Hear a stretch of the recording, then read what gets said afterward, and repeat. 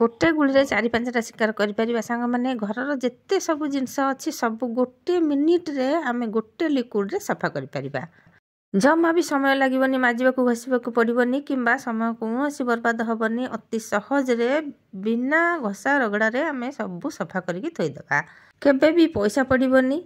नमस्कार cook with मुछा channel को बहुत बहुत स्वागत। अति कम खर्च रे मात्र कहला भाया 5 टंका 10 टंका आम जब खर्च करवा आम जिनस सबू घर सफा करके थोईदेवा। वीडियो को स्किप न कर देखा अनुरोध रहा। जदि वीडियो आसला निश्चय सांग मान को शेयर करदेवे। गोटे ग्लास रू टिके कम पानी नहीं गोटे चमच लुण नेली आ 2 चमच बेकिंग सोडा नेली आ अल्प टिके हार्पिक पकेबा तापर याकू भल भाव में फेंटीदेवा। जितेबाला आम फेंटीदेवा एमती प्लास्टिक ब्रश रे किंबा प्लास्टिक कौन चामच रे फेंटीबा आ प्लास्टिक बाउल भी नेबे। आ देखंतु एथि केमिति फेण पूरा उठीगला आ ये फेणटा मरिया जाके एमती गोलेबा तापर एमती गोटे बोतल रे पुरे देबा। आ से बड़ जो बाउल रे रखिथिली ता देहरु टिके रखिकी आ एथरे जोटा छोट बाउल रे ओजाड़िली ताकू मु एमती बोतल रे पुरे दउची। सांग माने बहुत बढ़िया एटा लिक्विडटा तयारी हेची। आपण माने निश्चय ट्राई करिवे तापरे कमेंट रे जणेबे। आउ एठी जो लिक्विडटा तयारी हला एथरे विशेष करी पैसा खर्च होइनी ना सांग माने केते पैसा जमा लुण गोटे चमच को 2 चमच बेकिंग सोडा छोट चमच रे आ अल्प टिके हार्पिक गोटे टिपी भी हार्पिक हबनी अधा टिपी हार्पिक हबो। तो एठी देखंतु हमर जो गैस रो बर्नर थाए ताकू निहाती आम मासक थरे सफा कर 15 दिन थरे सफा करवा। तो केमिति सफा करवा ये जो लिक्विडटा तैयार होती ये लिक्विड जदि आम 10-15 मिनिट ताकू बतुरई देबा तो केते सुंदर भाव में सफा हो जिते सब मली थो सांगे सांगे सफा हो बेसी समय जमा भी लगभग एमती ब्रश नहीं टिके घसी देवा जो होल गुड़ाक तार अच्छी से ब्रश रे घसीदे सफा हो। आमको निहाती सफा करवा दरकार। जदि आम सफा न करवा गैस पूरा जलिब माने केमती लाल लाल कलर जलिब मली गुड़ाक भितर पशिज पाइप भितर तो गैस शीघ्र खराब हो आमको निहाती सफा करवा दरकार। गैस रे आमे बैगण पोड़ुचे किंबा कौन सी जिनस आम भेंडी जनी जहाँ भी आम पोड़ुचे बिलाती पोड़ुचे से सबू लाखिकी केमती कला पड़ जाए कि कौन सी मली लगी थाए ताको एमती सफा करवा दरकार। तो एमती ही देखंतु केते सुंदर भाव में अल्प समय भितर सफा हो गला।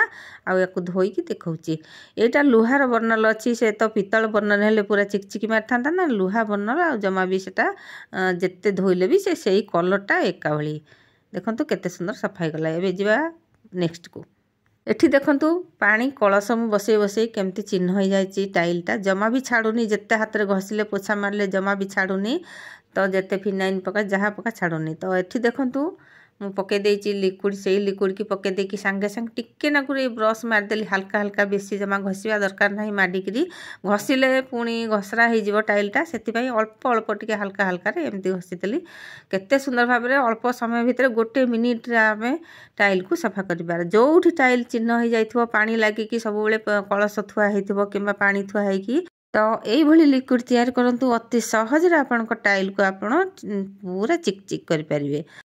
आउ प्योर खाली हार्पिक आम जमा भी टाइल रे पकेबानी जदि आम टाइल रे पकेबा टाइल केमती छपछपका हो तार कलर छाड़ी तो से आम ये जो लिक्विडटा तैयारी होती है पकईदे सफा कले किसी भी असुविधा ना कि क्षति हेनी। आउ ये देखंतु दुआर बंध पाखे मुझे कलशटा बसई बसईकी सेमती कला हो जाता पूरा टाइल गुड़ाक छापा हो जाता पानी पकईकी टिके धोईकी देखई दउची देखंतु केते सुंदर भाव में सफा हो गला जमा भी समय लगलानी आ हाथ को भी कष्ट हलानी। चैनल रे जदि नुआ अछंती दर्शक बंधु ताहले चैनल को सब्सक्राइब करनियंतु पाखे थिबा बेल बटन रे दबे ऑल मध्ये सिलेक्ट करंतु जहाँ फल कि मु आगो को एमती यूजफुल टिप पकेबी आपन पाखे सर्वप्रथमे पहुंची परिबो। एठी देखंतु बंध पाखे ये भी पानी लागी लागी किंबा कौनसी मली पानी ये सब लागिकी पूरा सेट हो जाए जमा भी छाड़ूनी। आगर मु केते छड़ेबा को चेष्टा करची पोछा मारला बेले तो जमा भी छाड़ेनी तो ये लिक्विड पकेकी देखंतु सांगे सांग छाड़ी जाउची। आपण माने भी एमती लिक्विड तैयार करंतु आपण मानकर भी निश्चय टाइल घर थिबा आ टाइल पई आपण चिंतार पड़िथिबे एई भली पानी आपण तैयारी करंतु आ आपण भी आपण को घर को पूरा परिष्कार करंतु गोटे मिनिट रे। तो एबे एठी देखंतु सफा हो गला आमे जिबा एठी मग यही बाथरूम रे ये जो मग अच्छी सब पानी लगी लगी सब बेले एमती कला पड़ जाउची नेली हो जाउची बहुत खराब देखा जाउची माने बहुत असना भी लगुची 8 दिन थरे याकू सफा करने को दरकार पड़ुची। ଆଉ ନର୍ମାଲ ଯଦି ଆମେ ଟିକେ ସର୍ଫ ଗୁଣ୍ଡ ପକେଇକି ସଫା କରିବା ସେ ଜମା ବି ଛାଡ଼ୁନି। ଆଉ ଏଇ ପାଣି ଯେତେବେଳେ ମୁଁ ପକାଉଛି ସାଙ୍ଗେ ସାଙ୍ଗେ ସଫା ହେଇଯାଉଛି। 1 ମିନିଟ୍ କହିଛି ନା, ସେଇ 1 ମିନିଟ୍ରେ ବି ଇଏ ସଫା ହେଇଯିବ।